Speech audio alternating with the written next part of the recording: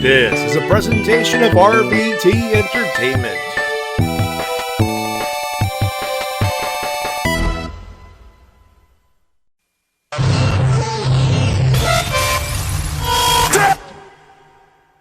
This isn't about the dead, it's about the living. It's about my mother. It's about my sister. It's about my wife. It's about the 14 years it took me to go from undesirable to un-goddamn deniable.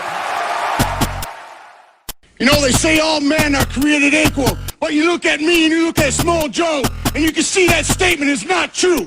Because I'm better than you, and you know it. In the back, there are men and women.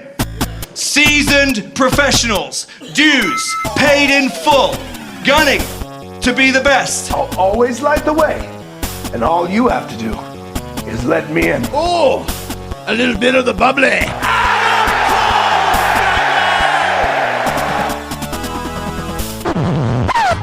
The cream of the crop. Nobody does it better. Hey, hi, hello, ladies and gentlemen, and welcome to the Wrestle-Cast, presented by RVT Entertainment on Podomatic.com, Spotify, YouTube, and wherever else you may find this fine audio recording and live on RVT Entertainment's official Twitch.tv channel. We talk about professional wrestling both in the mainstream and the independent scene. My name's Matty J, that is TWK. Hello everyone, I'm TWK Reviews, and it's now time to talk wrestling! I sense a little bit of Bruce Buffer in that time. Kind of a maybe there. Also joining us, ladies and gentlemen, one and only Shintigercurl. Yes, indeed, it's dim sum time, and thank God for clerical errors. Wait, what? Oh, God, yeah. Oh, we'll get to that, man. That brilliant son of a bitch. And the fuck up that led him to that pop on Wednesday. In just a few minutes, of course. How you guys doing? You got what I need. Would you say he's just a friend? He say he's just a friend. Oh, baby, you got what I need. Vince McMahon is kicking himself in the ass. No, he's kicking someone in the legal department in the ass. And I'm not hitting the ass man joke. That new. Not this one. Oh, lordy lord. We'll get to that. Jesus. We have that. We have a clip of the week. We have a ton of news. That's pretty much our show this week. So why don't we just get to it, boys and girls? How about we just get to that? Let's get to it. Clip of the week was a tough one this week. AEW had a banger of an episode back on the road again. So I decided to highlight something that I think will go under. Well, it's not going to go under the radar, but it's definitely something that probably went under the radar due to all the big news coming out of the damn show, including some things that should not have that should not have been news in the first place. Ladies and gentlemen, Jim Ross doing a good job on the interview side of things, I should say. Doing a better job of me doing this fucking show sometimes. Talking to all the ago Ethan Page and the one and only Darby Allin. Take a listen. You know, this is a very challenging interview for me to do. Darby Allin, Ethan Page. I got to tell you guys something. In all my years of doing this, I'm a little disgusted. I'm a little uneasy because you both talk about ending the other guy's career. And I find that to be sad. There's nothing really sad about it. Well, when somebody loses their livelihood, I kind of feel that's disturbing. No, maybe he deserves it. Well, how do you justify that? Why? What has gone on in your past, collective past, that would create that animosity? truthfully. No, stop right there. My first year in wrestling was Ethan's 12th. And the fact that I was where he was in 1 year that took him 12, he couldn't stand. That's what this is all about, Ethan. I have no walls of complacency. I was homeless, living in my car. Look at you. Right, look at me. No. No, look at me. It's not my fault that you got married. You never left your hometown. You had kids. I dropped everything to make sure I made it to somewhere like AEW. Good for you. You were complacent. You were the big fish in the little pond. Really? And the fact that I made it to AEW before you couldn't stand. That's actually true, Jim. He didn't say a single lie. He skipped the line. If it wasn't for me, Darby, you'd probably still be living in your car. You'd probably still be doing those same shows, and you'd probably still have no money in your pocket. I plucked you from obscurity. I brought you in and up in professional wrestling. Me. Those checks you cash, that's from things you learned from sharing the ring with somebody with 12 years of experience at the time. You know how much it drives me insane, Jim? The fact that every day of my life, since the day I was born, people told me I would be a star. I'd be making money.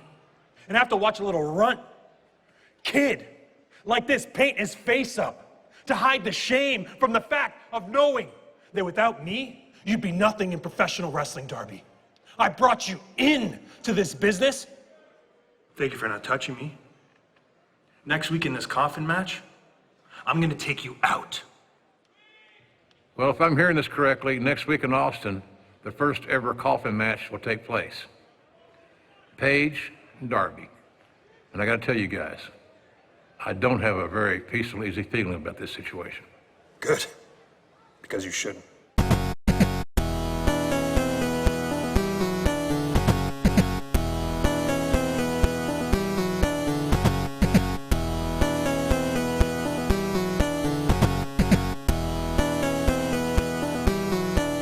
Oh, there you go. They got multiple main events. I think that should be the main event right there. That just goes to show you the quality of the people on the mic in AEW, that you can throw a rock into that roster and hit someone who can cut a great promo.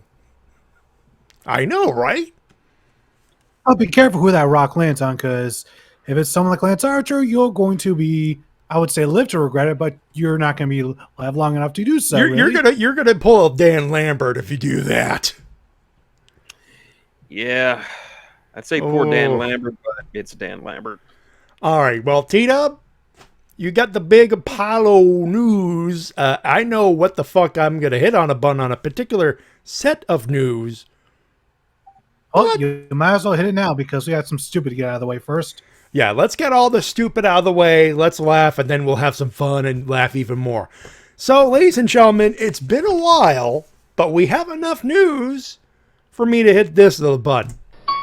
It's time for that segment we lovingly ripped off an Ash, where we take a look at all the wrestling fucked up news, bring it to you, and ask, what the wrestling fuck?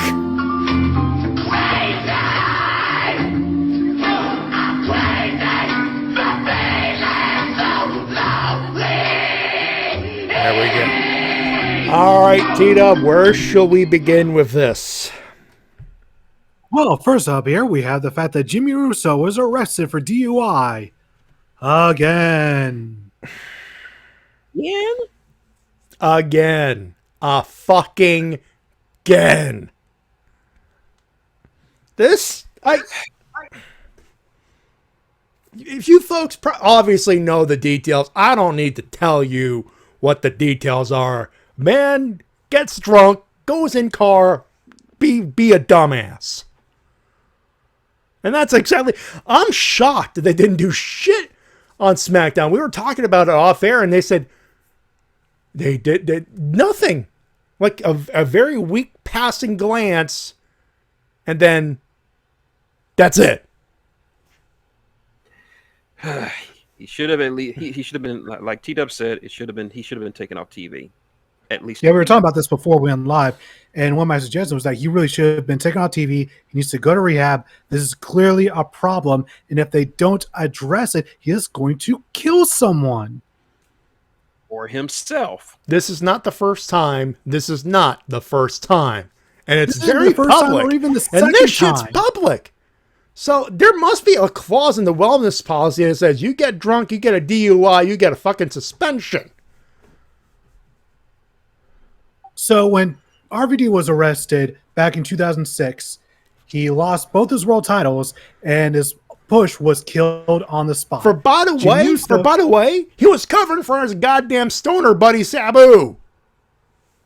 Yep. He was being a good bro. Jimmy Uso, not only was he driving drunk, he was going 55 in a 35, which, if you don't know, that's basically a residential area. That's a residential area, and he is fucking lucky it's not a school zone. And he was, what, 3-4 times over the legal limit? He was 3 times minimum. Yeah, he blew a 205. Yeah. .205. Oh, irony. I'm overthinking this because of the wrestling brain, but back to Jimmy Uso being a fucking idiot. Like, I don't know what else to put here. Any other Disappointment. Any Just other massive company, disappointment. you're fucking fired. Rhino once got fired for throwing a vase. For fucking throwing a vase. You're on the same fucking brand as Jeff Hardy. You should learn from his mistakes. Well, Jeff is on Raw, I think. Same company. Let's not the particulars we could skip the particulars and saying same fucking company. They were on the brand. They were on the same brand long enough for him to learn a few lessons about inebriation and substance abuse. I really think he really needs to go to rehab, and someone they have to do something to get him there, because just sweeping it under the rug every single time is not only going to make the company look bad, it's going to not help Jimmy Uso one iota. You know, you could even use this. I mean, I'd like that. I mentioned it off air, but I'm like, they're going to pull a hawk on this shit, are they? But hopefully not. But the Roman character could technically go, are you going to listen to your brother, or are you going to listen to the big dog, to the tribal chief with Jey Uso? Yes, it's cutting close to reality, but you could do that and use that as a storyline beat. But they went with the sweep it under the rug. Everything's sunshine and rainbows. Let's ignore the fact that someone might go to jail for blowing 3 times the legal goddamn limit of driving speeding. You know, Roman should just use whatever stroke he has, and he has a lot of stroke backstage. Just have him taken off TV until he gets some help, please. Yeah, JC, we were all dreading that they worked, but apparently they didn't. I don't watch SmackDown because I don't think WWE has earned my viewership yet. Nope. Though they did earn my my viewership on a couple matches on the NXT Great American Bash situation. I'm pretty sure we'll get to that down the line. But let's get to the next story, because I think we're going around in circles on Jimmy Uso. All right, for the next story, the next idiot is a dumbass who decided, you know what, AEW is finally back touring. What am I going to do? I'm going to make this all by myself and try to jump the rail. Don't jump the fucking rail. Don't throw shit at the wrestlers. Don't jump over the barrier. You fucking morons. Of course it's fucking Florida. They were in Miami. Jesus. Did he learn nothing from the South Africa incident? Wait, what? The incident that happened during a match in South Africa between Triple H and Stone Cold? Oh, that. Oh, God. He got 3 boots from the Triple H's. For those of you who didn't watch... it's on YouTube. It's infamous. So Triple H, Stone Cold were having a nice, good match in South Africa, and then some jackass tried to attack Stone Cold. And while Stone Cold was selling a beating that he got from Triple H was on the guy. Him and Mike Chioda basically beat the shit out of this guy for like 3 minutes straight. And security nowhere to be found.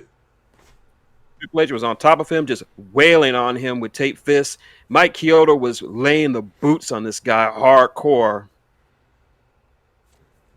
Because you jump the railing, you're gonna. That's basically carte blanche to say, "Excuse me, I'm a dumbass. Please kick the shit out of me." Ladies and gentlemen, it's on the ticket you ride. You go over. It's an unwritten rule. You go over the rail, you are technically trespassing, and in certain cases, it's legal to beat the fuck out of you. Because they don't know what your intentions are. They don't know if you're trying to hurt them or not. So for all they know, that this is all self-defense. You could have some sort of weapon on you hidden somewhere. So they're just protecting themselves by beating the shit out of you. Hell, it could be literally a case of they look at you and think, oh, it's the fucker who tried to tackle Bret Hart a couple of years ago. Fuck him, beat him up. And apparently this guy plant this shit to the T because let me set this up. Ace, this was for you. But wait, it gets better. I believe what you meant to say is, but wait, there's more. Actually, both work, but yeah. Yeah, apparently this guy whose handle is the Fat Bastard don't give him publicity. Don't worry. Don't worry. I mean, it doesn't even matter anymore. His tweet got taken down, but thankfully I still have it up on my page to show how much of a dumbass he is. He tweeted at Jim Cornette and the great Brian Last, and he said, "How'd you like my AEW debut? I did this for all us real wrestling fans. Wrestling is no longer a safe space for friends to dance around and play dress up. Reality can hit at any time. Did they think it was going to be fucking party time forever?" Okay.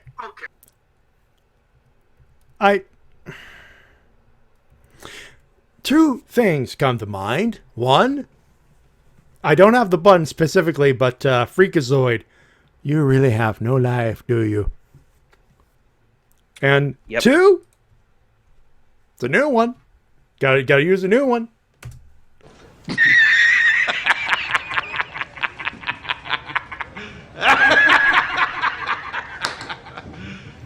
You serious?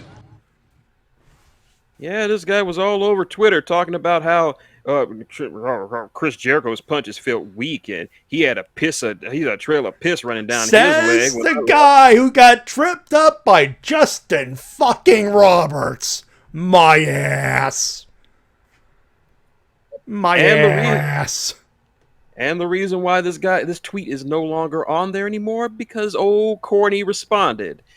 And boy, did not get the reaction he wanted. T-Dub, we know it's in the Discord. You do a better Jim Cornette than any one of us.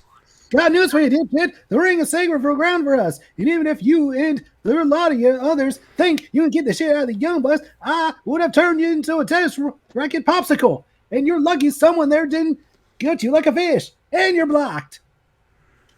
Basically, even Jim Cornette knows if you're a mark, you jump the rail, you get a racket up your ass. This guy is a mark-ass Mark. Marky Mark. Cheap-ass Mark, mark-ass Mark, the markiest of all marks. Yeah, and you know what would have been worse for him? The fact that he tried to jump Chris Jericho. Chris, I put Bill Goldberg in a headlock back in WCW Jericho. I just wish this guy would have tried to jump someone like Minoru Suzuki. Oh, God. We would have witnessed actual legalized murder. Let's not forget that he was like, Chris Jericho scared of me. Dude, Chris Jericho tried to fuck up Brock Lesnar. You think he's scared of your Majin Buu looking ass? Brock Lesnar's face held back from beating him up, but no, you, Mr. I look like a failed fusion between Jim Belushi and Chris Farley. Jesus Christ. You're the final boss. You're Sephiroth from Kingdom Hearts 1. You're the one who's going to do some shit. Motherfucker, please. Damn. Ooh. See, I was just going to go, well, he didn't feel... Chris Jericho's punches were weak. Well, I de fucking da. Jeez. Believe. Considering how well into it he is, if he had gotten in the ring, there's a likelihood that both Chris Jericho and MJF would have taken him outside and pretended like it was Baskin Robbins up in that bitch. They would have stomped 34 different flavors of pain out of his ass. What the fuck is wrong with you guys? This guy thinks he could... Bully Ray thought MJF did such a good job being a good heel, and you know what? That was probably what stirred him to jump the rail, so kudos to MJF doing his fucking job right. Apparently, it's just the fact that he hates AEW. This guy is like a Cornet Kool-Aid drinker, and he hates AEW. Because AEW, that's not real wrestling. The real he's basically like if Dan Lambert was a serious person. Dan Lambert has too much respect for professional wrestling to do that shit. Indeed. And if you want to know how much of a fan Dan Lambert is, he has actual old school replica belts. Like he has replica belts of like all the old NWA belts at his house. Mm-hmm. Yep. That guy is just so damn lucky. I guarantee you, he is banned from every wrestling event ever in the country. He ain't showing up to AEW any goddamn more. That's for fucking sure. I can guarantee you, if this guy tries to buy a ticket to some NWA show in the future, the girl look at his face going, "No, you're the motherfucker that tried to jump Chris Jericho. No, you get the fuck out. You get the fuck out right now." No, I got a better one for him. Say he comes and buys a ticket to like All In or something, and he's like, "Yeah, I'm gonna rush it just like last time. I rushed Chris Jericho." He's like, "No, we got special box seats for you. Send him into a special sealed room where nobody can hear him. The lights come on and sitting right next to him. So you think you could just come after my boy Chris Jericho, huh? You just want Teddy King? Okay, yeah, we got something for your ass. Yeah." And let nature take its course. There's a part of me that says maybe Eddie Kingston, maybe Jake Hager. Hey Jake, you want someone to break arms MMA style? Go ahead on. Like this guy is very lucky that he interrupted this segment and not one with like an actual shooter in the ring. Oh. Imagine what he'd do if he interrupted that main event with Eddie Kingston, and he would. The security guards could not get him fast enough. They would not be able to stop him. This isn't that, and it would not be the first time that Eddie Kingston would try to murder a fan. Imagine if he wasn't tried to get in the ring with John Moxley and or Carl Anderson, with Doc Goddamn Gallows, Lieutenant Dangley going, "Kick him in the balls." Regardless, fuck that guy. I hope Absolutely. All right, we got our comedy out of the way. All right, move on to other news. This one's not as funny as the fact that Terry Funk has been moved to an assisted living home. Yeah, a lot of big deal was made. Oh, he's sick, but he's in assisted living home, which, in fairness, my grandfather on my mother's side, they moved to an assisted living home. It's not as bad as it sounds. It's just a little extra help. I have a grandfather lives there along with one of his sisters. It's a very nice place. Yeah. And Terry Funk apparently messaged Dreamer because they were talking back and forth just to see what was going on. And I believe Terry Funk's exact words were, "I moved to an assisted living home with my thumb on my ass, and I've been whistling Dixie, but I forgot the words." Yeah, it sounds like the Funker. Yeah, it sounds like the Funker. And yes, if he does have dementia, believe me, my grandmother on my mother's side, we know what it's about to happen. It's gonna suck. But assisted living home, probably the best spot for him. Very much so. It's just good to know that at the very least he's in good spirits. If nothing else. Right. And Enigma Extreme in the chat, forever! Forever!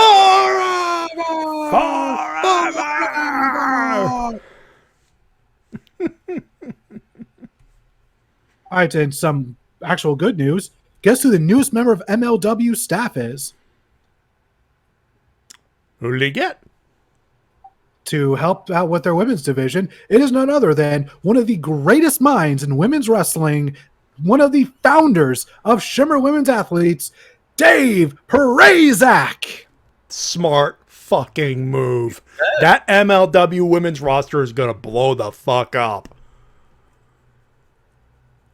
Yeah.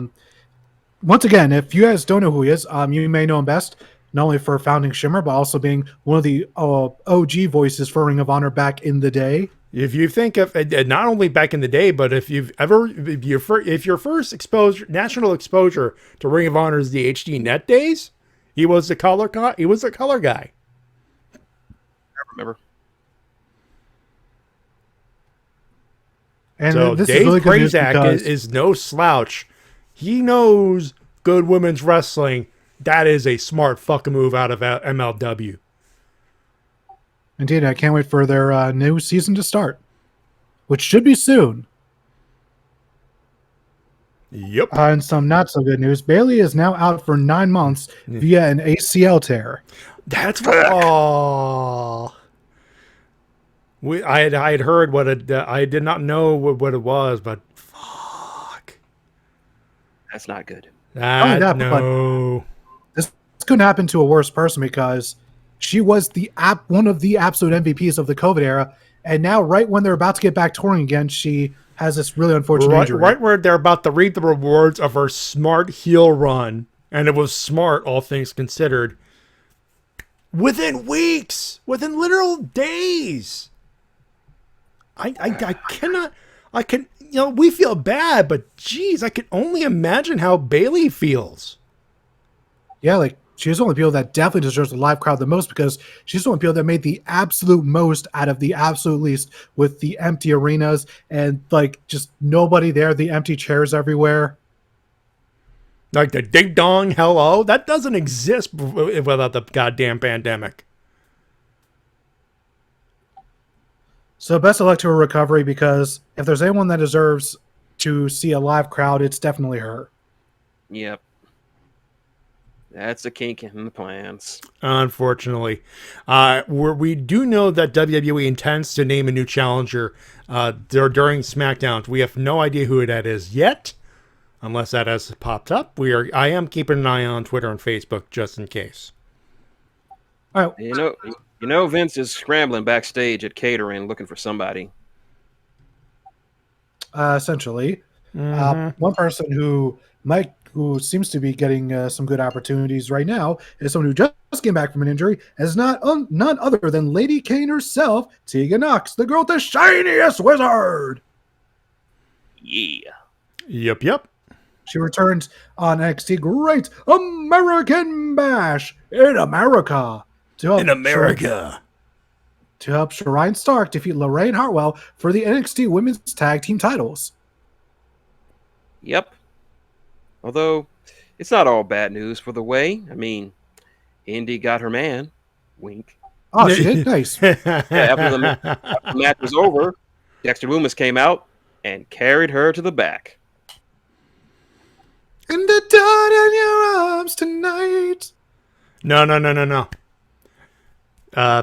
Tina Turner, and I'm not going to sing it. I will always love you, that kind of stuff. That's Whitney Houston. Whitney Houston, thank you. God damn it, Matty. Look, I'm smart. I'm not that goddamn smart. And the name of Steve, don't sing any of you. You just triggered it, my friend. Just wait.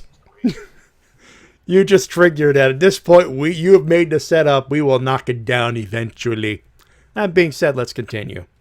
All right, and moving on over to Dynamite. Dynamite. They're back on the road. Oh, They're back on the road. God. Back in a sold-out arena. How fucking good did that building fucking sound? Pretty Oh. good. First chant. Like literally, it's like who fucking comes out? I'm trying to remember now. I believe Cody was the first one to make his entrance. Yeah. No, this is a little bit beyond. QT was already in the ring. Yeah. Jobber entrance. Yeah, so they're obviously trying to see what the crowd thinks of Cody Rhodes as a heel. And the crowd was lukewarm to uber face Cody, so I think that's an idea of what they think there might be. Mike Shell said it. Let me confirm it. Oh no. Yeah, you read the chat too, huh?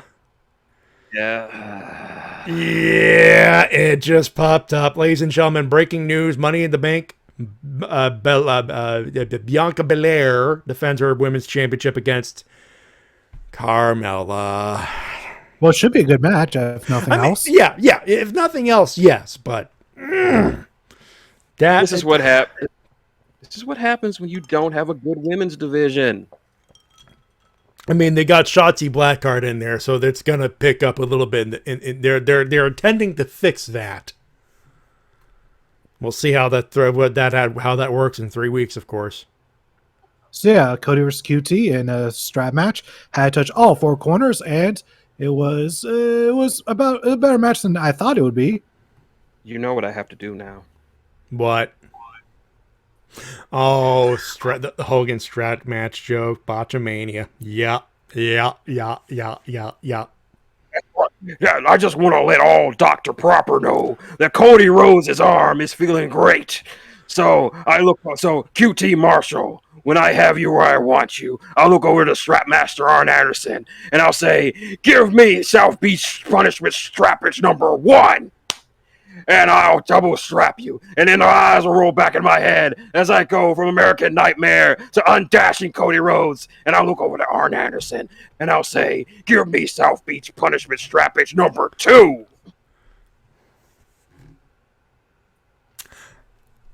Do with that what you will, folks. Oh, pink meat. Of course, one of the things to know is that halfway through the match, the lights went out. They came back on. Like everyone else, I thought it was just a technical difficulty, but it was foreshadowing. Using actual weather technicalities to seed doubts and to pull red herrings. Matty, it's a shame you don't have a Metal Gear Solid 5 button for this. Wait. I don't think. Well, I don't have the Metal Gear Solid 5, but I do know I have this. No, not that. Not that. All right. I don't have that. It's Master Miller screaming, saying, "They played us like a damn fiddle!" God damn, yeah. Absolutely. I'll say the thing that pleased me the most about this fact that this is probably the most over I've ever seen a strap match be, because we actually got a definitive finish with Cody touching all four corners consecutively, looking like an actual winner.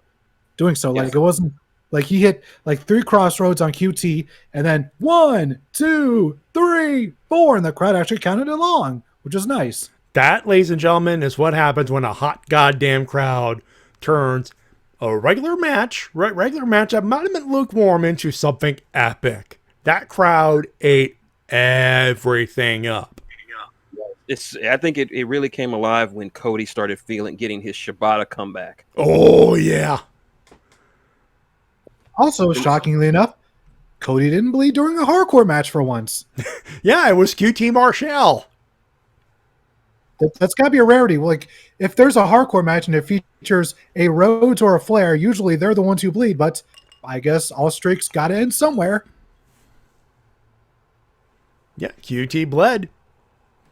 Bled the hard way from the look of it. Yep. All right, moving on. We all had Kenny versus Hangman build up 2. Oh, okay. And it was Night in Bangkok makes the whole world goes to Anyway, so this is where I mentioned, goddamn, I have missed crowds like that. Don Callis, he says, ladies and gentlemen, we have made history. And like that, Crowd goes, "You got fired! You got fired!" Real men don't quit. Real men get fired. Fuck! I've missed a good wrestling crowd. Yep. Just the fact that there was that many people who were aware of Don Callis and Impact and that whole storyline where he got fired. That's amazing. They were red hot for old Lemmy Omega. Yeah. Oh, and the best part, right before we get the big face off. You know, what's the capital of Thailand? And of course, Thailand's like, come on, obviously you're trying to Bangkok. I see we're doing trivia tonight, Mr. Omega. Well, clearly, boink, boink, Bangkok. Get 'em, boys. Bangkok, baby, get 'em, boys. And 1 hour later on Twitter, Evil Uno posts, "Oh, Bangkok, Evil Uno gets it now." To which Cole Cabana replies, "I was yelling to you from the ramp. I apologize for my poor communication skills." Yeah. I'm stealing that. Yes. Do it. Fucking do it. Do it. Do it. Do it.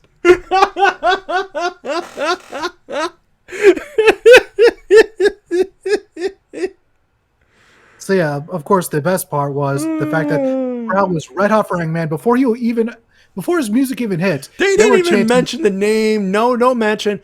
Uno pops up, you know who, and the crowd goes, "Cowboy shit! Cowboy shit! We want Hangman!" Hangman has the best underdog redemption story in wrestling right now. Because it was so meticulously built over months and months and years and years. And it's not just the start of AEW. They're using some stuff from the Bullet Club days. Yep. There is baggage with this. And this damn well be the main event of All Out. Yeah, although now I'm kind of worried because they did mention that Kenny needs an opponent for Fight for the Fallen. Who will that number be? one? Well, it could be anybody, really. But yeah, like the crowd was red hot during the whole thing, and this has to be it because this has to be whenever they have this match, that's when Hangman has to win. Because they're red hot, they took their time, and the time to execute is right now. If they don't pull the trigger on this, then they will officially fucked up 2 years worth of planning for this company. Because every episode of Dynamite since day one has been one way or another built around Hangman. You know something? You know who would be a perfect opponent for him for Fight for the Fallen? Who would that be? John Silver. Oh, I suppose so, but how would you justify that? I don't know. They'll find a way to justify it. Maybe he just says maybe Kenny will have an open challenge for any member of the Dark Order or something that's similar to that regard. But the match should be close, but towards the end, Kenny just needs to lay into Johnny, just V trigger after V trigger after V trigger, and just beats the shit out of him beyond reason. And Hangman comes in there after the match is over. He's cradling John Silver, and he sees Kenny laughing maniacally at him, saying, "You'll never beat me, Hangman. You'll never beat me." And he just looks down at Johnny and he says, "I think I can beat him. I think I can beat him for my friend." No, there no words, just a simple dart stare, like pissed off, going, "I'm about to fuck you up." Like Triple H towards Randy Orton levels of just. That's exactly what I was thinking, but I didn't want to say it. Because that's the angriest Triple H has ever looked in his entire career. And but yeah, that you know exactly the look I am referencing, which is great. And unlike Randy Orton and Triple H, this match should deliver. Should. Match of the year. I'm calling it. They pull their cards right, and both men show up. You know what? It's a bold claim, but I'll put some money down on that. And another thing that could be match of the year is the upcoming coffin match between Darby and Paige. You heard the clip earlier? I was iffy on this storyline from the get go, but the promos leading up to it have gotten me ready for this. I want to see this match. I'm actually glad that they delayed it a week and allowed them to do this promo, because that just sold me even further. And they added an extra layer to this feud of the fact that it goes beyond AEW. This goes back to the indie career, to the fact that Ethan Page spent years and years, over a decade, on the indie scene. And then here comes Darby Allin, spends just 1 year on the indie scene. He's already at the same level as Ethan Page. And now Ethan Page is pissed off at him for that, for just sort of, as he said in that promo, skipping the line and not, quote unquote, paying his dues, as the veterans sometimes like to say. And now we got this feud over it. Yeah. Put that shit as the main event next week. That's the main. JR was a very good instrument in making this interview even better, because the way he reacted to it, like, this disgusts me. This feud is disgusting me. And this is why I said, don't fire him. Put him somewhere where he's useful. Like that interview segment is just one example. Yeah, he is one of the absolute best at sit-down interviews. You know, keep him for the pay-per-views where his voice can lend gravitas and legitimacy to the pay-per-view. But weekly, it's tough. Obviously, the crowd, the adrenaline from the crowd and being in that crowd helped, but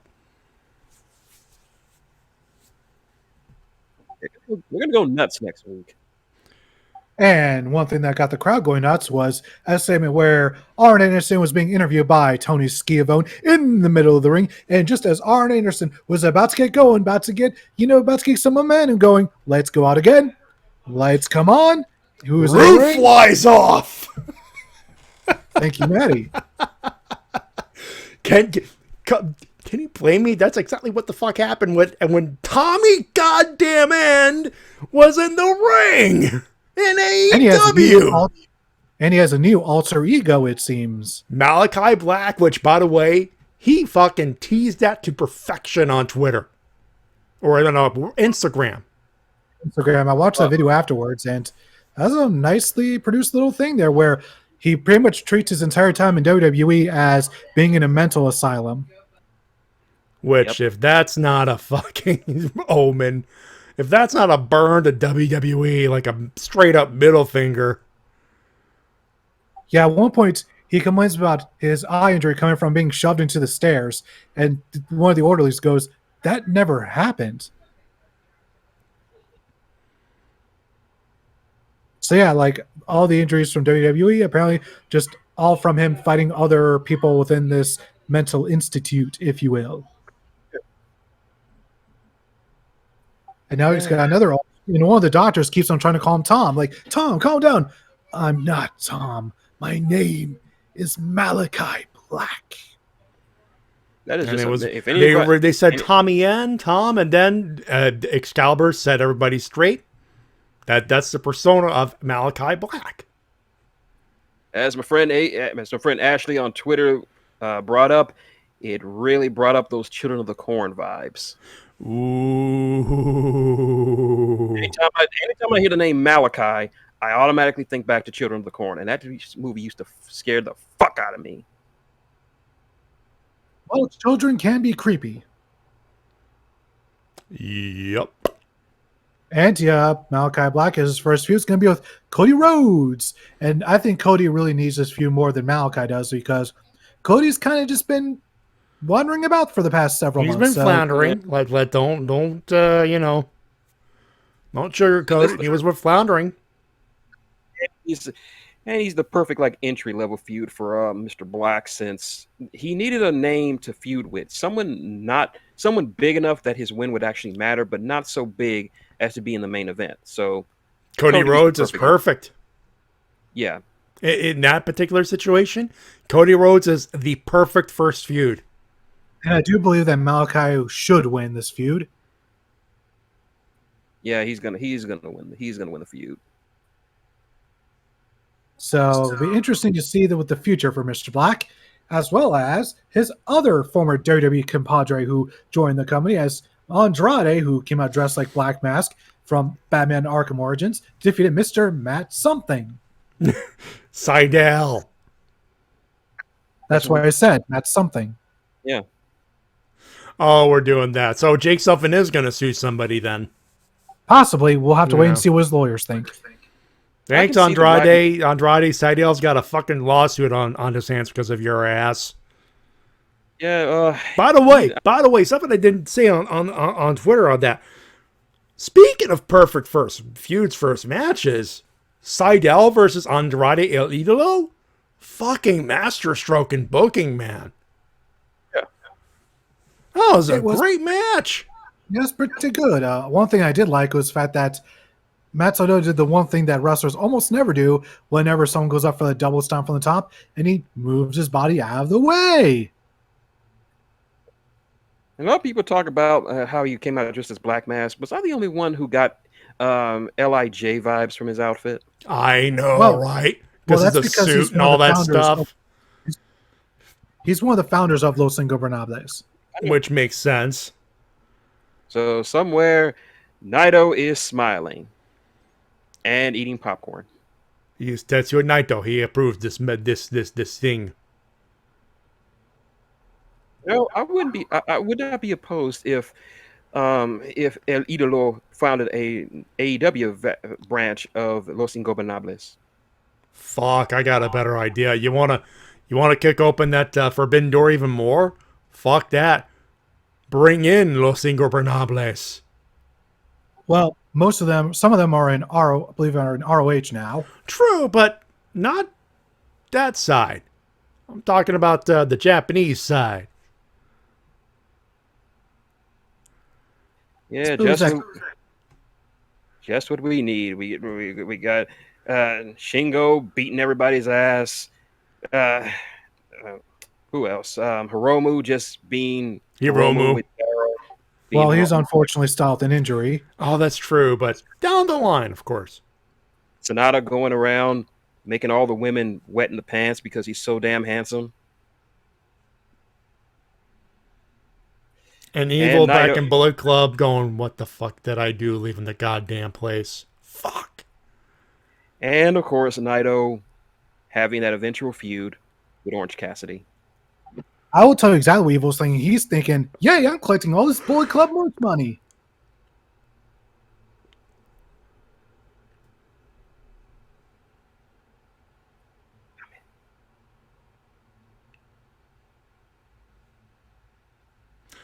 This Yeah, is Devin awkward. loves the Devin says he loves the Black Mask look.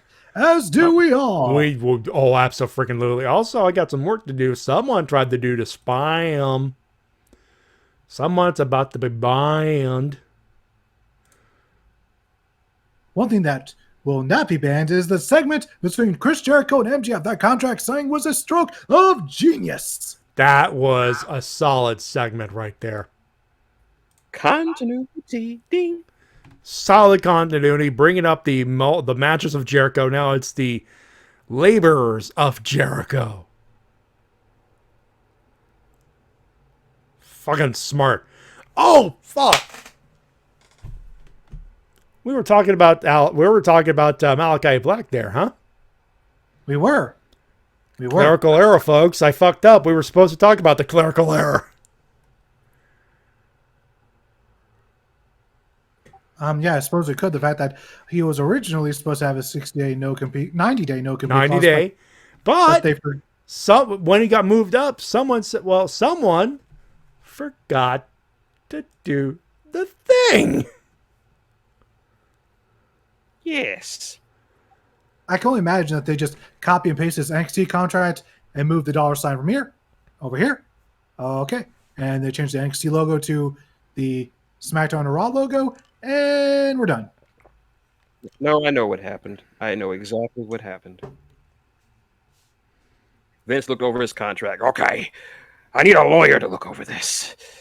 And then after he gets the lawyer, then the fuck up, and he's like, What happened to my lawyer? Vince, we told you that lawyer wasn't good. Why? He was a reputable one. Vince, it was Phoenix Wright. Oh, come on. Why would you do that? Phoenix Wright wouldn't fuck up that bad. Come on. No. Come on, he has an impeccable record. He once interrogated him. For the last time, Vince, He is not a clerical lawyer, and he isn't real.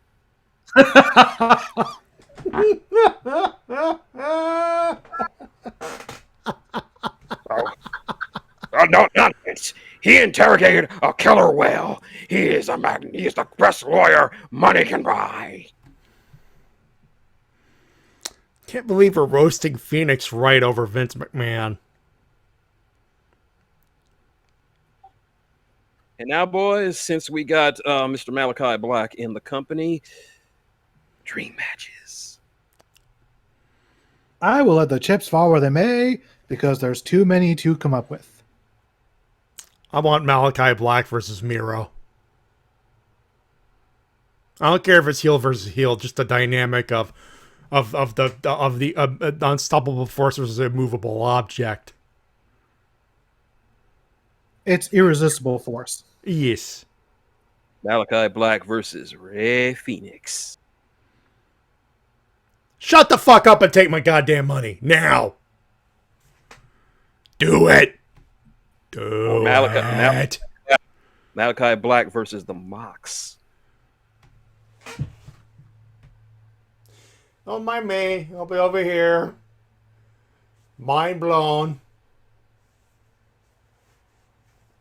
Just that's better than sex. That's better. That's better than sex in my mind. All right, moving on back to the Jericho MJF contract signing. In order for Jericho to have a one-on-one match with the man who believes himself to be the Great One, Jericho was going to have to overcome some Herculean trials by going against 4 other wrestlers in very specific but unknown stipulations.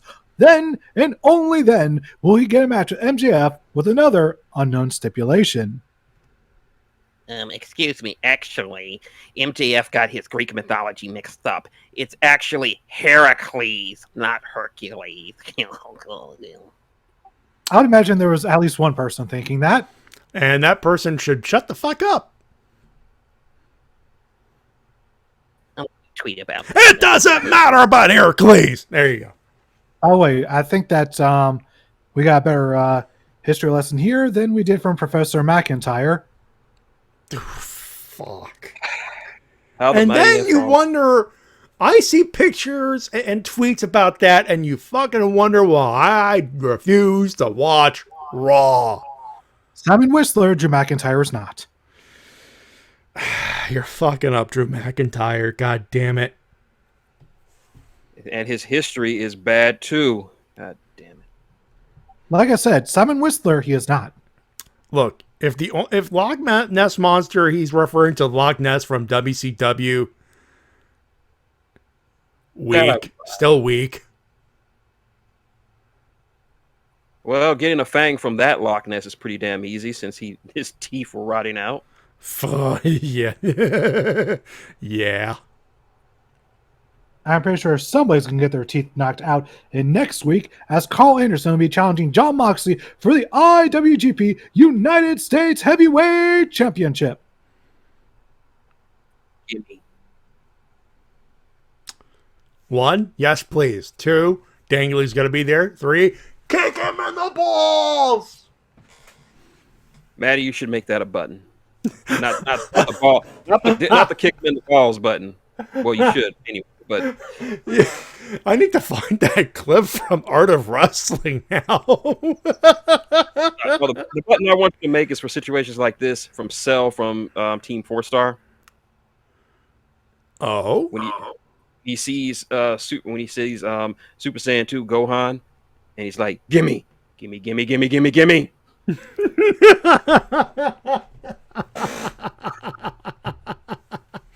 was the perfect situation for that. That is a perfect situation for that. Either that or Vegeta's mine. And I do believe there's a tiny little 2% chance in my mind that Anderson could defeat Moxley. It's possible. When was the last time old Machine Gun fought for a New Japan title? Ooh. The last time that happened was before he came to WWE. Yeah. Which happened back in 2017. So it's been about 4 years. 5 years. No, 4 years. Still. Somewhere between 4 and 5 years, somewhere around there. Fuck. So yeah, if Carl Anderson wins this would be the first time the United States title has been held by a by someone who is not under license or under contract by New Japan.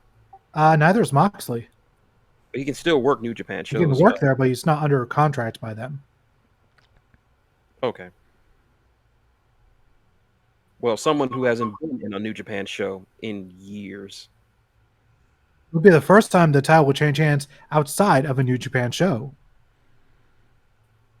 That's true. I don't have an oh my bun. Oh, wait. I do. Oh my. And by the way, since this is for Toker Riffs, I'm going to give you your points back. That's for Guts, by the way, who requested that. Damn it, Thank you. Damn it, Decay. And one thing you will not be saying damn it about is Britt Baker's promo, which got so many people talking. Jesus Christ. Talking about burns. Blood money, Saudi Arabia. Fuck. It's true. It's true, though. Oh. She ain't lying. She's not wrong. He nuked the site from orbit. Oh. If anyone's upset, be upset at WWE for taking the blood money. Nothing good has ever come out of those Saudi shows. Only one good thing has come from them. Only one, and that's the Titus World Slide. That's it. That's the only thing. The slide that broke Corey Graves. I mean, it's because of this show that Shawn Michaels came out of retirement and embarrassed himself. 3 shows that led to the burial of the Fiend by an old man.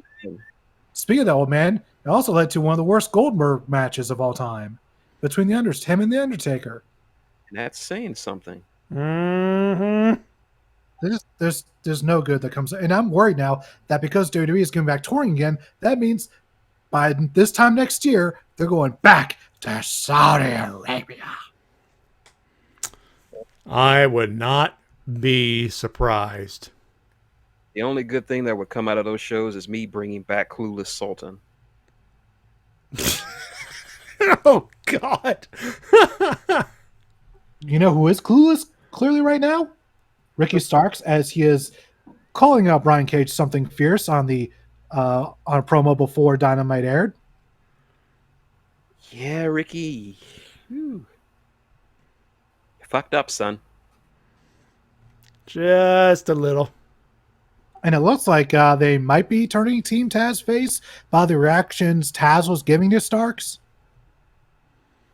Yep.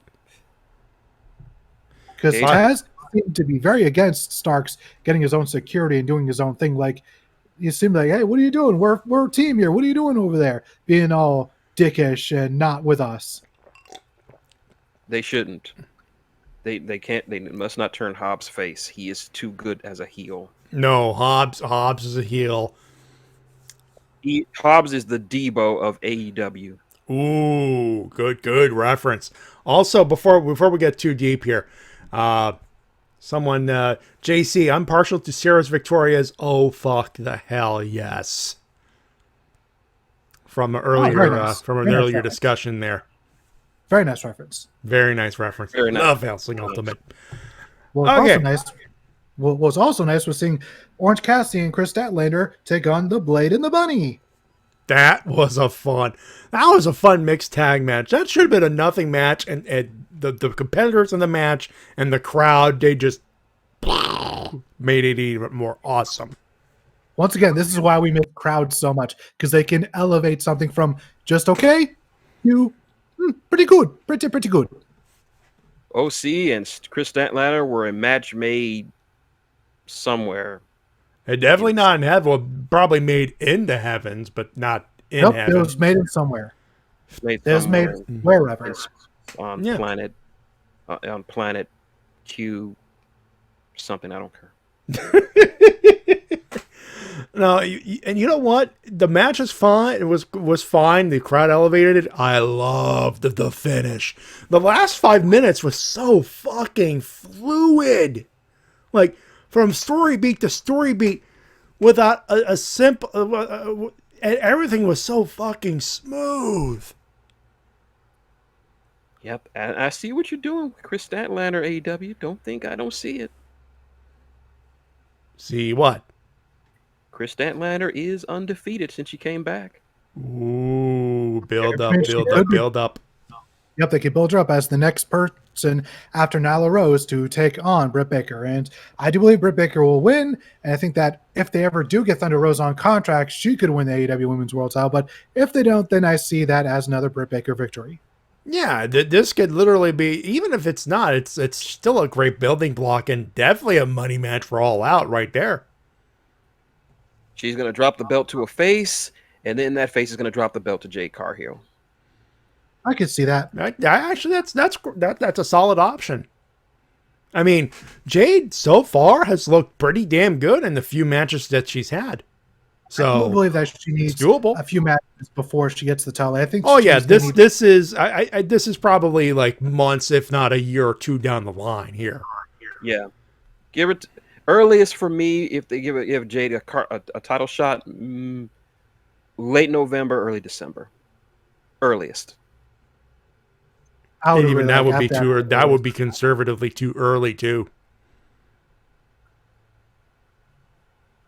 You know what is not too early? Watching the World Tag Team title match between the Bucks and Penta and Kingston in a straight fight.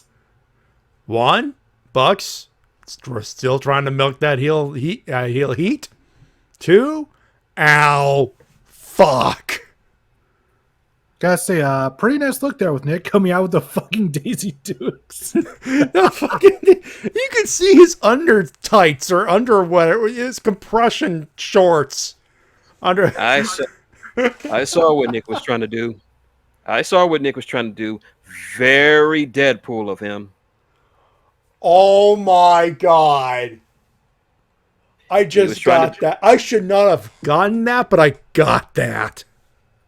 He was trying to distract both Penta and Eddie Kingston with his finely shaped ass in those Daisy Dukes.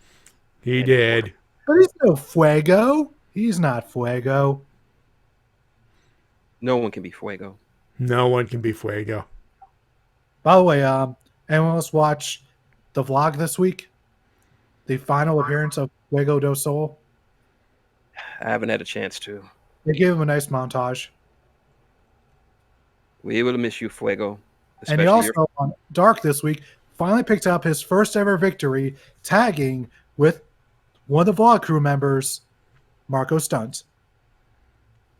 Stupid Sammy! You made me look bad!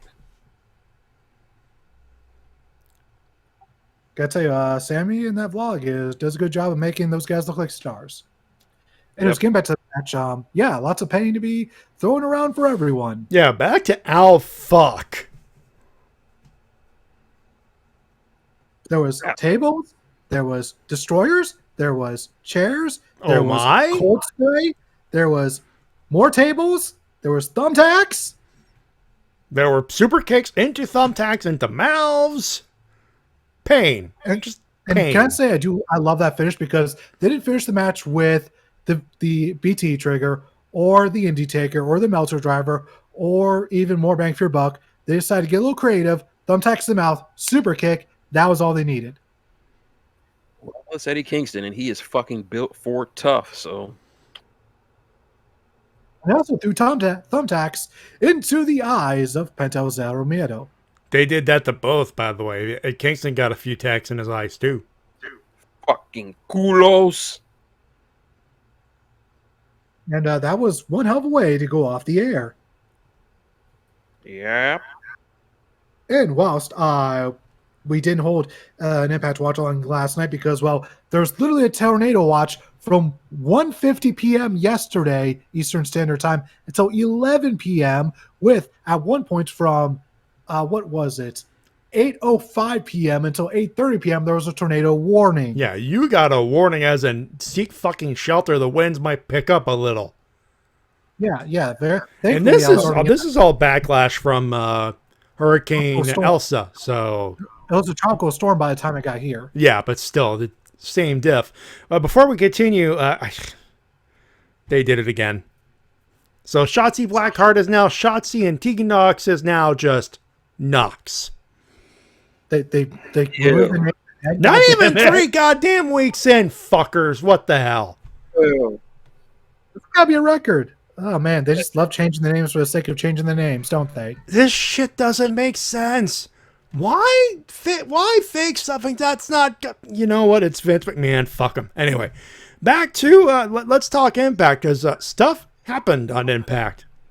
Oh yeah, so we had 2 more matches announced for Slammiversary. For the World Tag Team titles, we got Bound by Design defending against Willie Mack and Rich Swann. That's gonna be a banger. Versus TJP and Fallah Bahh versus the Good Brothers in a fatal 4-way. Okay, that's gonna be a goddamn banger. With, for some reason, the Good Brothers acting like preachers. They were. Carl Anderson was like, "Oh, the Lord said we will deliver his good news as the God's favorite tag team," and stuff like that. This is Gallows and Anderson. Why are we surprised? Yep, this love taking the piss with every promo. They are look. This is the best way to describe it. For those who are followers of the NGTTWF, know that when they're like, the rules are simple. You got to cut a hype promo and then a match promo. The hype promo could be whatever. You could build up your story, whatever. It doesn't count. But you have to do a hype and a match, and a match is like the match that is judged to win. And it's shoot rules. Who had the better promo? Shoot. I tend to fuck around with my hype promos. Like, I don't care, man. This is like, if I don't have a story to build or whatever, I goof around. I did a parody of the opening of Win Ben Stein's Money as a hype promo. So you know what? Gallows and Anderson fucking around to build up their match. I get it, and I love it. And we also had a match on Impact this week between Deonna Purrazzo and an open challenge to anyone ended up being taken up by Lady Frost. So it's nice to see her make her Impact debut. Hopefully they sign her because she's goddamn good. She's good, and she should sign if money's on the table. And then out came Gail Kim afterwards to say, "Oh, so since you're all doing this whole mystery gimmick, your opponent for Slammiversary will also be a mystery. So who will it be?" Right now, in my head, it could either be Mickie James or possibly Chelsea Green. My vote's for the Hot Mess. You got any to this shit? No, it could only be one. It can only be one person to challenge Deonna Purrazzo and end her title reign. Who is it? Who could it be? Adam Bomb. You know what? No, I shouldn't be laughing. This is 2021, and transgender lives are your transgender rights are human rights. I hope Adam Bomb's transition goes well. No. In that case, I'm sorry. Sorry for being insensitive. My bad. It's Amelia Bomb. Ooh. I like that reference. And JC says, "I think the mystery opponent will be the 1996 Denver Broncos." Thank you. So here's the softball group. But yeah, I do believe it'll either be Mickie James. I think it could be like either Mickie James or Chelsea Green. Yeah, my money's on the Hot Mess. Yeah, like the only other person I think of in my head is I'm trying to think, like maybe one of the Iconics. Maybe I'm trying to think because it's clearly got to be one of the people recently released from WWE. Yes, Brooke Tessmacher. I mean, she was pretty good at the end of her run. She was, yeah. I mean, it's a good joke and a relevant one. I can't knock that. Brooke Tessmacher. It can only be her. I'm trying to think, like who, like of all the women, like there's quite a few, and regardless, it should be a pretty good match, and I do believe we will see a new Knockouts champion. Unlikely. We'll see. We'll see. And that is all I have for the news this week, which is, like I said, I told them beforehand, this is going to be a long news segment, so that's what we got. So hey, we got nothing else but news. This killed almost the entire show. But if we have other news, I think we shall speak now. Shin, I know you got something. Yeah, we got some stuff that happened on NXT, which is a lot of stuff moving around from Great American Bash.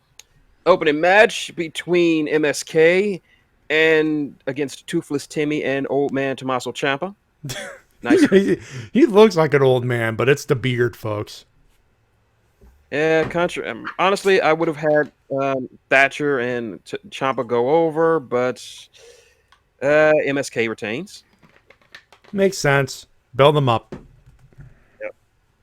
For the women, for the women's tag team titles, as we mentioned earlier. Yeah. Candice LeRae and Indy Hartwell. There you go. Defended against Io Shirai and Miss Starks. Nice little match, but also saw the return of Miss Tegan Knox, which facilitated new NXT Women's Tag Team Champions. And she's now Knox on SmackDown. Fuck you, Vince Jr. Also, in the best feud going in WWE/NXT, Eli Drake defended the $1 million title against Cameron Grimes in a match that I deem better than their match at the last TakeOver. This is one of the two matches I watched. After the fact. They improved. I mean, they had a solid ladder match, but I am in agreement. They had a great one-on-one. And in the end, once again, dummies, who else was going to win but the gift of gab himself, the guy who's beaten all the dummies, L.A. Knight. And due to stipulation, Cameron Grimes is now Eli Drake's butler. Boo, boo, boo, boo, boo, boo, boo, boo, boo. Also, we had some stuff with the Hit Row, but I don't care because Dollar King is still a fucking dumbass. So what about B-Fab and Ashanti, the Adonis, and Swerve? I only know Swerve. I only care about Swerve. All of them can kick rocks. I know they did some kind of stupid cipher, but as far as I'm concerned, the only cipher I want to hear in professional wrestling is from Max Caster. Ooh, nice. I like that reference. I cannot wait till we get a Max Caster rap in front of a live audience, like a live arena. There was one in a pre-show for AEW. I believe it is findable online, but hopefully it's for Dark or Dark Elevation. Should at least, or they did broadcast a pre-show, but we'll see. But I'm looking forward to the first live show match. Rinko pulling a Stone Cold Steve Austin. Put an S before Hero, and you'll get my thoughts. Shit, Ro. Also, we had a confirmation match where next week for the NXT World Heavyweight title, Krispy Kreme Kasanov will defend against Johnny Wrestling. Ooh. And we can pretty much say that this will be the last time we'll see old Double K in NXT. If it is the case, then I hope the main roster is kind to him, kinder than most.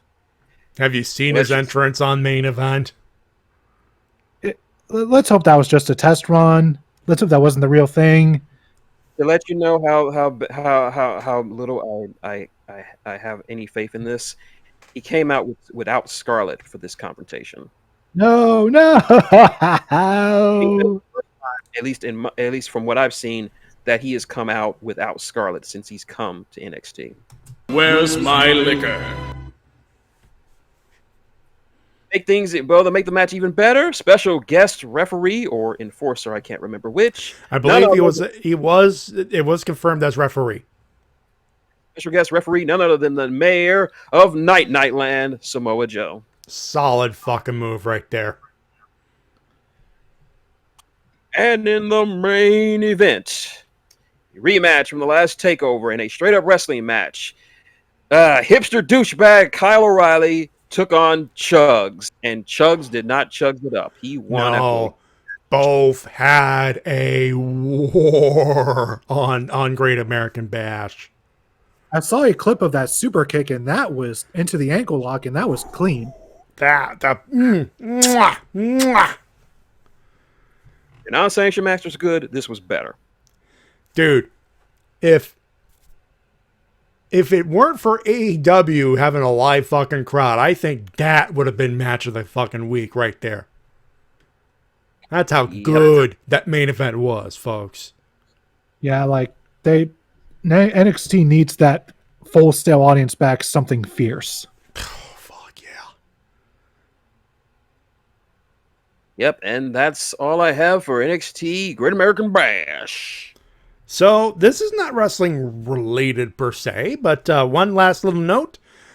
So anyone remember CM Punk's second UFC fight that he lost? I heard about this. I believe it was Mike Brown, the opponent. I think so. Turns out no longer a loss. The Athletic Commission, along with USADA, decided to overturn it into a no contest because CM Punk's opponent tested positive for marijuana. Bullshit. Bullshit. How did he win anyway? It was a decision at the end. It was I believe a technical knockout. How the hell did he win? I thought it was a. Hold on. To the Google. Hold on. Let me. I'm not asking how the method on how he won. I'm just asking how he won at all if he was high on weed. Well, you wasn't. Right? It's probably trace amounts. I'm willing to bet it's trace amounts. Even trace amounts of that shit in your system. Trust me. Speaking from experience, I would not want to be doing mixed martial arts while high on the green stuff. All right, now let's see. Still won the I know. Just how did he win? All right, here we go. So I've sure Who was he out with before? RVD? Oh, it's been overruled as a no contest on Sherdog. Okay. So we don't even know. So it's Mike Jackson, by the way. So let me say it was Mike Jackson, the opponent. Oh, thank you for that mental image, Matty. Sorry, Mike Jackson. Ooh, this is for real. And I think Shin was going with the Mike as in Michael Jackson. Now I have an image of CM Punk in the octagon against Michael Jackson. CM Punk, you were not the winner. You just needed to take a hit of the weed. Shimon, are you ready? Are you ready?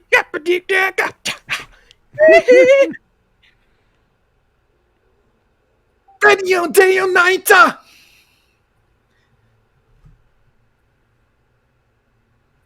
Jam. Anyways, anything else? No, that's it. I was looking for what was the loss, but the loss was for, but no, it's too late. It's all no NC, no contest. No contest. So CM Punk's official professional mixed martial arts record is 0 wins, 1 loss, 1 no contest. Who can be the 1 and 0 and 1 and 1?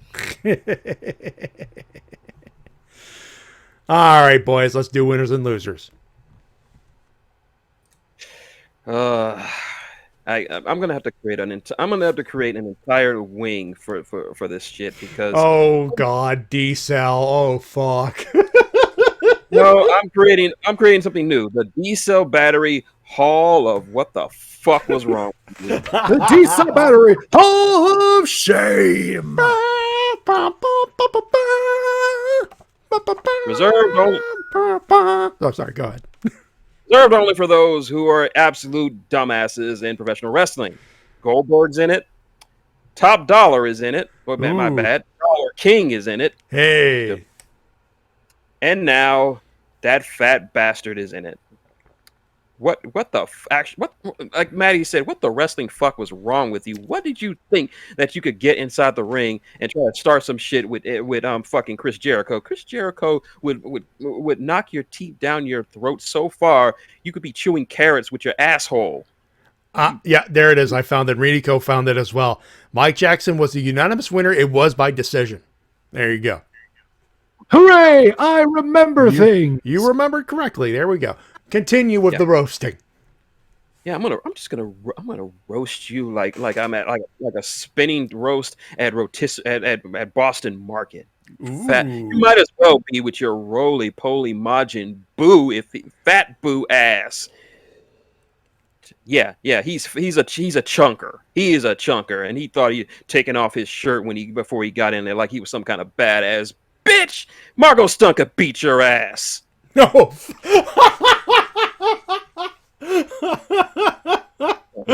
Well, Marco's son has been in death matches. Marco's son don't give a fuck. Yes. Hell, Brandy Rhodes could beat your ass. Oh, no. We got to go lower. We have to go lower, boys. Hornswoggle could whoop this fat fuck's ass. Whoop him like he stole something. Yup. Which was all of our time. T-Dub, we got to keep this going. You're a regular loser, Shin. Regular loser. No, keep the joke going. We're roasting the fat fuck. No. I'm not even going to put this guy on my list because he's not even worth it. He's not even worth it. As for my regular losers, that damn women's match on Raw. When you got a match featuring the two most dominant women in NXT history, and it sucks that bad, you know your women's division sucks. Wait. Time out. Asuka versus Shayna Baszler? It was Asuka, Shayna Baszler, Alexa Bliss, and Eva Marie. You know what? I saw a TikTok of Alexa Bliss scaring the shit out of Eva Marie. I should hate the shit out of it. And yet I remembered I hate the fuck out of Eva Marie. And if that means Alexa Bliss gets to eat her whole, I'm for it. I'm please. Thank you. I saw as much of the match as I could, and I'm like, no. This is dumb. This is stupid. This is a terrible ass match. It should, and if it was just Alexa Bliss and Eva Marie, I would leave it alone. But you put fucking poor Asuka and Shayna Baszler in. This is not just my worst match of the week, not just my worst match of the month. Right now, it's in the running for my worst match of the year. Oh, fuck! God damn. Yeah, I'm thinking about it right now. Fuck, he might not. He might be right. Yeah, you might be right because there were some shit shows in the first half of the year, and we're not going to do like a mid-year roundup thing. We're going to go all the way to the end here, but wow, yeah. That women's tag match on AEW was bad, but we knew it was going to be bad. We expected because we didn't.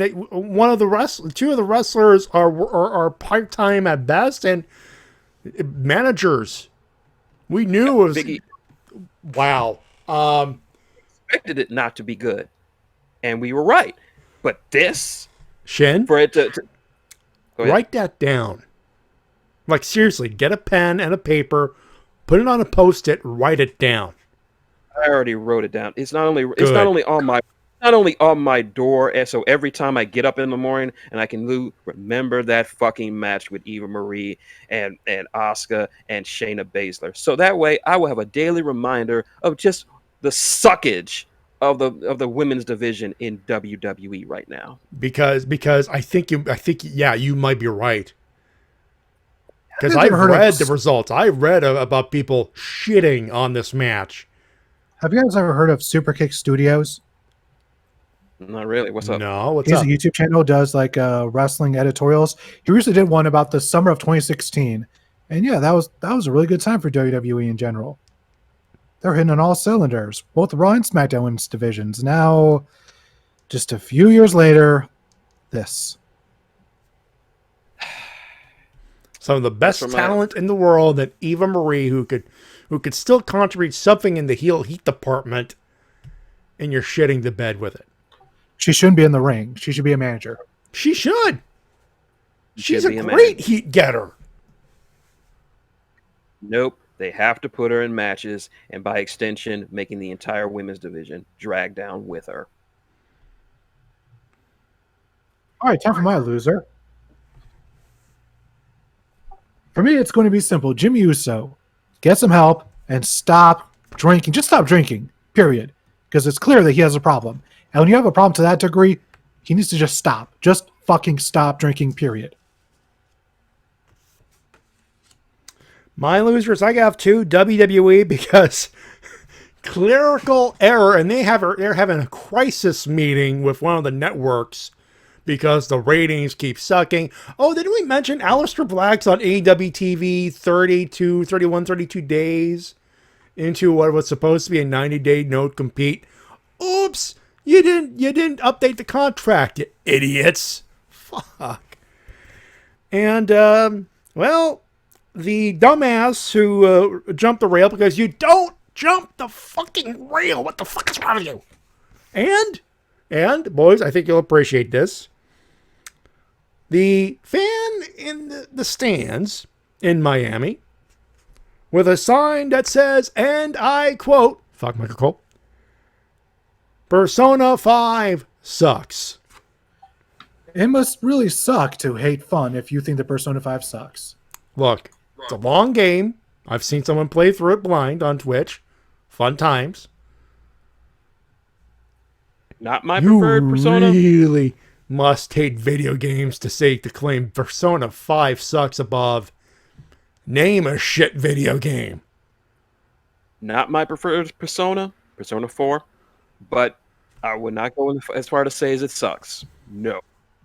I would say 5 is probably my favorite because there's so many little things, especially now in Royal with the updated one, that just add so many quality of life changes. Like, I can understand like enjoying the writing of 4 more because there are some really nice moments in 4, but just as a whole, like as a package, like 5 Royal is just, that's my jam right now.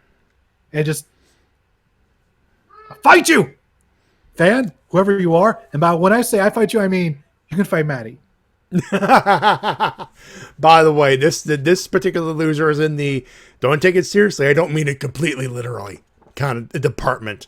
But yeah, bud, bad choice of video games to really hate that bad. What's with all this RPG hates in the crowds anyways? There was that Final Fantasy 8 sucks sign. There was that fucking for the record, Final Fantasy 8 sucks. That's a Spoonie fan, and I appreciates that.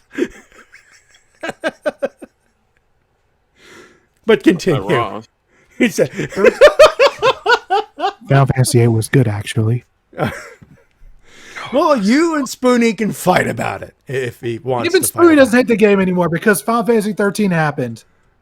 You know, he's not wrong. And by the way, Final Fantasy 13 had the guy that said, "You're in my way, sir," in SWAT 4. Yeah, that fucker. Anyway. The hallway. Yep. But yeah, those are my losers. Shin, kick us off with the winners. Winners going to, of course, Great American Bash. Very solid night of wrestling. New women's tag team champions. Tegan Knox is back. LA Knight has a new Virgil in Cameron Grimes. Oh, fuck. Yeah. Oh, God. Yeah. Yeah. Oh, yeah. Chugs not chugging it up in the main event, and a great main event. Let's see. AEW, first live show back on the road, and it opens with a banger. All hitting on all cylinders. All goddamn cylinders. The debut of Malakai Black. They played us like a damn fiddle, and they could play me all the way to the bank. Andrade El Idolo's debut, and I love his suit. That main event street fight, awesome stuff. Looking forward to that coffin match from Ethan Page and Darby Allin. And of course, Chris Jericho beating the shit out of some dumbass fan. And of course, let's not forget. Oh, damn, what was it? What was that? Oh yeah, Dan Lambert. Yes. Like JD and Jesse were doing a review. They had no clue who Dan Lambert was, and Jesse was like, "I don't know who the hell this guy is, but he's good." I'm like, yeah, that's Dan He's Lambert. one of the top MMA trainers in the country. One of the top, American top team out of South Florida, and y'all need to watch Impact more. Didn't think I was going to say that, but fuck yeah. Keep saying he was doing an impression of Corny. Like, no, this is him. No, that's Dan. That's pure Dan Lambert, man. And speaking of, for the first time in probably ever, a winner goes to old James E. Cornette for putting that piece of shit in his place. You know, it's scary that when we agree with someone we typically never agree with or very rarely agree with now. Yep. But goddamn. D-Dub. Got one winner this week, and that is that next week we're getting the beginning of the American excursion of a possible future Japanese icon, Maho Shoujo Sakazaki Yuka! You could hear me clap, and I could D-Dub, should I tell Kira Crystal about Yuka Sakazaki? Well, Kira Crystal enjoys pro wrestlers that look like genies, yes. No, he also enjoys Magical Girls anime. Oh, nice. So and he's also probably already watched Shade's review from earlier today. Ooh, yeah. He probably did. So yeah, probably go ahead and because Yuka is quite the energetic one, especially her entrance theme, which I hope they use again because that is one of the greatest entrance themes of all time. I need to find a Spotify link to that. It's not on Spotify. I've looked. Fuck. However, Maki Ito's is. Maki Ito's theme is in there, but not Yuka Sakazaki's. I don't make the rules. What the fuck is wrong with this world? Hey, Anyway, Maki continue. Ito's theme kicks ass. Yeah. But Maki Ito's theme, no, it does, but...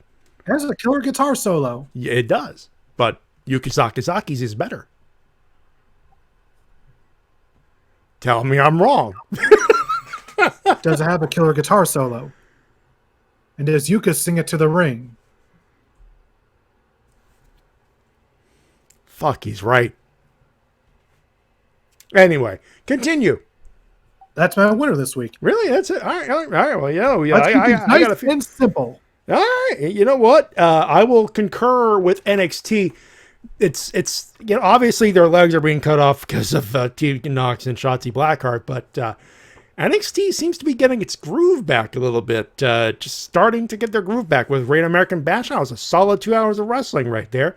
AEW, for all of the obvious reasons aforementioned, of course. Dan Lambert. Yo, I remember that feud, and he was hanging out with Bobby Lashley in Impact. Fuck. He took that Lance Archer murdering like a boss. And I'm like, there are people who know who Dan Lambert is, and they ran along with it. Otherwise, we're going, what the fuck? Boo! Get out of there! And Lance Archer pulling an extended Stone Cold on William Regal's Shakespeare. But then again, as we all remember, and Dan Lambert forgot, everybody dies. Malakai Black, like a damn fiddle, roof flies off, both thumbs up, holy shit. And a special shout out to Summer Games Done Quick. I believe it was brought up a little earlier. I don't know if it was or not, but we'll bring it up now. Right now, they're on the second to last day. They're playing right now. The person on air on Twitch right now, My Finale, which is an arcade game, and people are going nuts over it. As of right now, they're at 1,418,000 and change raised for Doctors Without Borders. And the Shades and I concur with all the hype trains and the sub trains and all the Twitch Prime subs, the Prime Gaming subs and all that stuff. Yeah, they're hitting 2 million, minimum 2.5 by the end of tomorrow. So if you want to watch it, they got good stuff. They have their partnership with the Yeti with the t-shirts and all that stuff. It's a good cause. It's a good show. And Bowser's Fury tomorrow afternoon. You damn right. I am watching that, and hopefully I will have a... Actually, do I have... I'll need to check if my bills are paid, but yeah, they get my money. Also, Mario 3 with Mitch Power. That's never a bad thing, folks. Oh, fuck, Mitch Power? Yeah, they're doing I believe it is a co-op with Teeks. Oh, shit, that's going to be good. Yeah, this is, by the way, semi-main. The last run, the last scheduled run as of right now, Kingdom Hearts 2. Fuck. Yeah, they usually do a long RPG to finish things off. But let me get you that schedule while you guys are... Actually, you guys plug. I'll give you folks the schedule for tomorrow, some highlights from the schedule. Time for some cheap plugs. Yes, sir. Yes, sir. As yours truly, Mr. Shintigercurl, a.k.a. Max the Corn on YouTube, where you can find all the latest and best Warhammer Horde lore videos done every single week, teeth withstanding. I also do fan fiction readings for fan fiction, a lot that TWK likes. And also you can catch me on Twitter, #Shintigercurl. If you want to help the channel out, Cash App, Shintigercurl, or PayPal.com/Shintigercurl. Don't bother with Patreon. I'm about to shut that shit down in a little bit. And of course, my novel, New World, still 4.5 stars, way better than Ready Player 2. Trust me on this. Better than Ready Player 2. Yeah, you can find it on Amazon.com. Just look up New World, Greg Haynes. It's there. $7.99 digital, $17.99 paperback. Copy. Leave a review. Help a brother out. D-Dub. Of course, got my YouTube video. Got finally a new YouTube video out this week. SmackDown Just Break. Go check out the YouTube channel. There's going to be a new video every Monday at around noon p.m. every single Monday for the next several weeks. So be sure to subscribe so you don't miss that. And also have my podcast. He does. Let me get the link for that. Oh, there we go. Get the link. This episode was me talking about Star Wars Jedi Fallen Order. So if you want to know my thoughts on that game, there you go in podcast form.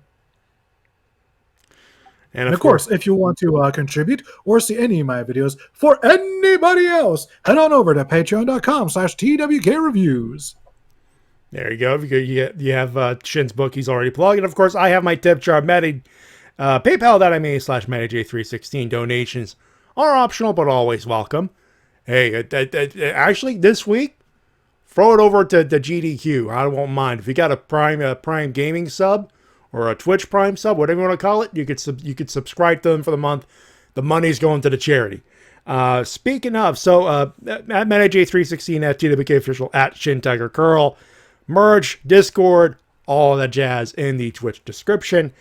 Here's what's coming up. After the My finale arcade thing, they have Fire Emblem 3 Houses. That's going to finish off the day. And tomorrow, they have a few things. They have SpongeBob's True First Square. The first big one, if you folks want to do a very early morning, Mega Man X, scheduled for around 4:09 a.m. They have Donkey Kong Country 3 at 7:37, Pokemon Emerald at 9:33 a.m., Bowser's Fury is scheduled for around 12:48 p.m. You know I'll be watching the shit out of that. Super Metroid, 100% race. This will start at 2:41 p.m. And there will be a bidding war on save the animals or save the frames. Wait, and for that race, is Oats and Goats in that? Oats and Goats, Behemoth 87, and Shiny Zenny are the runners. This ought to be good. This ought to be fucking good. Definitely watching that shit. Oh, you want to talk about blindfolded? We're talking about the Mexican runner, TMR. He did Battletoads and did the Turbo Tunnel blindfolded. Speaking of blindfolded, Super Mario 64 Bubsia, he's going to do 70 star blindfolded. Fuck me. Yeah. Dark Souls and the bonus game Demon Souls, and it will be if you make that. And a co-main, any percent warpless co-op Mario 3, the Hacksaw. And so my apologies to Teeks. I know the guy. He's sorry, bud. So it's the Hacksaw and Mitch Flower Power doing the co-op. So fuck yes. And Kingdom Hearts 2 Final Mix is the final game scheduled. So y'all don't have an excuse. This is some good shit on Friday. In fact, tell you what, I want to set up a raid. Shit, raid. Raid? There we go. That is set up. So as soon as we're done in here to Stinger, there's going to be a raid, and y'all can go ahead and have some fucking fun watching a dude playing some arcade games and an RPG and all that stuff. Folks, that's the show. We appreciate you. And of course, if you're listening to this show on the VOD on Saturday to Sunday, sorry. But you could catch up the VODs on the Games Done Quick on YouTube. They are worth a watch. Some are long, but they're marathons. And two, even the RPGs are fucking sped run. So, yeah. That being said, let's get show, ladies and gentlemen. Thank you very much for tuning in and saying hi to us, as per usual. On behalf of everybody, including Shintigercurl. Damn you, Phoenix Wright!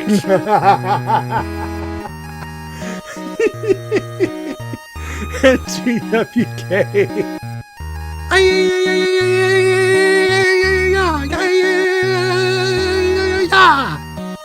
My name's Matty J, reminding you to help professional wrestling support your independent promotion as soon as possible. Have a good one. Have a safe one. We'll talk to you next week. Bye, everybody. Bye, everybody. Bye.